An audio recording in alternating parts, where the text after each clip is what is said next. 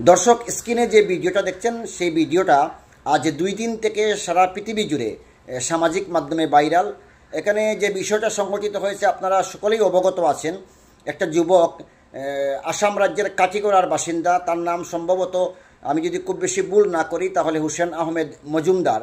এই ছেলেটা মুম্বাই থেকে কলকাতাগামী একটা বিমানে সে উঠেছিল। ওঠার পর সে সম্ভবত জীবনের প্রথম এই ফ্লাইটে চলেছে, সে কারণে হয়তো বা কিছুটা ইতস্তত বোধ করেছিল। সে কারণেই এয়ার হোস্টেসরা পরিস্থিতি সামাল দেওয়ার জন্য তাকে নিয়ে যাচ্ছিল। এমন সময় আরও একজন সহযাত্রী তার গালে সপাটে একটা চর বসিয়ে দেয়।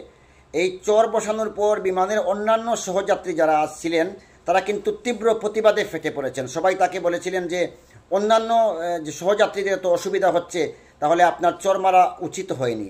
যাই হোক, এই ঘটনা ঘটার পর সারা পৃথিবী জুড়ে এই ভিডিও ভাইরাল হয়েছে, মানুষ প্রতিবাদে সোচ্চার হয়েছেন। পরবর্তী সময়ে আমাদের জানার বিষয় হলো এই যিনি অভিযুক্ত, যিনি চর মেরেছিলেন, তার সাথে কি হয়েছে। যতটুকু খবর পাওয়া গেছে, এই লোকটাকে ইন্ডিগো কর্তৃপক্ষ তারা সিআইএসএফের হাতে তুলে দিয়েছিল এবং সিআইএসএফ বিধাননগর কমিশনারেটের হাতে তাকে তুলে দিয়েছে। পরবর্তী সময় তার সাথে কি হয়েছে জানা যায়নি। তবে আজকে যে খবর বেরিয়েছে, ইন্ডিগো কর্তৃপক্ষ একটা বড় সিদ্ধান্ত নিয়েছে। তারা এই অভিযুক্তকে চিরদিনের জন্য ইন্ডিগো ফ্লাইটে আর যাতে চড়তে না পারে তার জন্য তারা বহিষ্কার করেছে।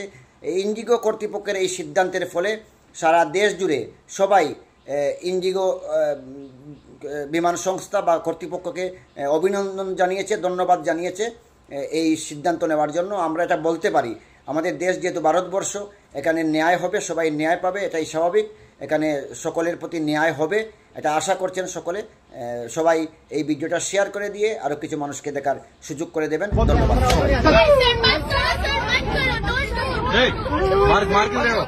मारा क्यों आपने? अरे उसको बोलोगे ना, आप मारा क्यों उसको?